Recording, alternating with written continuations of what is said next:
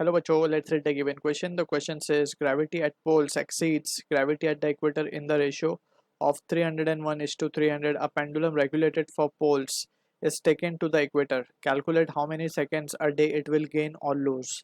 So to understand the question, we need to understand about the concept of simple pendulum. So अगर हम बात करें simple pendulum की, so उसका जो टाइम पीरियड का एक्सप्रेशन है, it is given by the expression 2 pi under root of L by G, right. And we can see कि यहाँ से वी कैन ऑल्सो अंडरस्टैंड एक चीज़, हमें ग्रेविटी के रिलेटेड ये पता होनी चाहिए कि जो ग्रेविटी जो है that is the value of G at pole, it is more, it is more than equator, or we can just write in the simple way that is acceleration due to gravity at pole is greater than acceleration due to gravity at equator. ठीक है, क्योंकि जो g की value होती है actually g dash that is at latitude we can say it is g minus of r omega square cos square phi. सो पोल के ऊपर तो फाई की वैल्यू क्या हो जाएगी, 90 degree cos 90 will be zero, so G dash की value G के बराबर आ जाएगी एट पोल्स. एंड इक्वेटर पे ये वैल्यू में से G minus R omega square हो जाएगा, सो इक्वेटर पे वैल्यू कम होती है and accordingly we have been given the ratio. अब यहाँ से वी कैन क्लियरली सी के जो टी का रिलेशन है, if length is been kept constant, so we can say t will be inversely proportional to root g if length is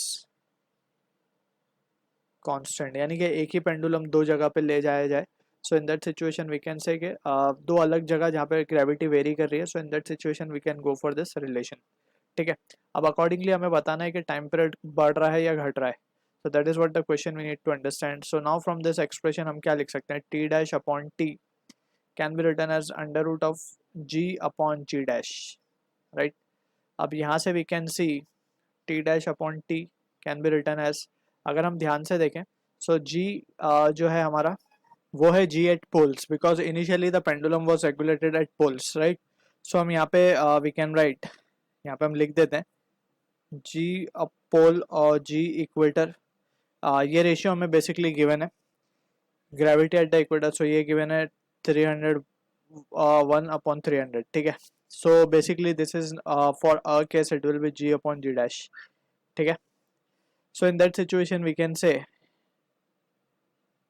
under root of, ये value को हम क्या लिख सकते हैं, g dash g upon ji dash that is 301 upon 300. ठीक है, एक चीज यहाँ से देख के हमें ये समझ में आ रही है कि ग्रेविटी से ये टाइम पीरियड जो है इनवर्स रिलेशन में है.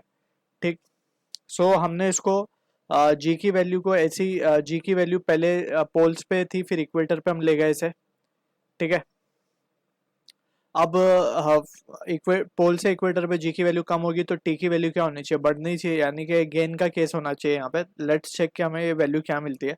सो यहाँ पे अगर हम रखें टी डैश अपॉन टी, ठीक है, सो इसको अगर further if we resolve it, so we can have the value as, so if we resolve it further, so ये वैल्यू हमें मिलेगी therefore t dash upon t, so this value comes out to be 1.0025.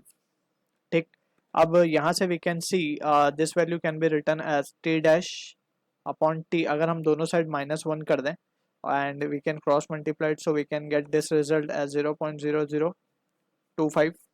ठीक, सो यहाँ पे अब हम देख सकते हैं कि ये वैल्यू हमें पॉजिटिव मिल रही है, that is change in time period, और we can say change in time period is getting coming out to be positive, that means it is a case of gain, जो कि होना भी चाहिए, right. So from this we can say every second इतना gain हो रहा है, so total एक दिन में कितना गेन होगा, that is what the question is.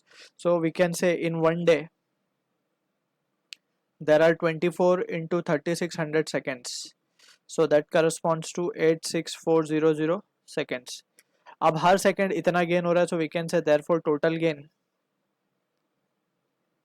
will be equals to 86400 into 0.0025, which comes out to be 216 seconds. So this is the answer to the question. I hope you understood the solution. All the best.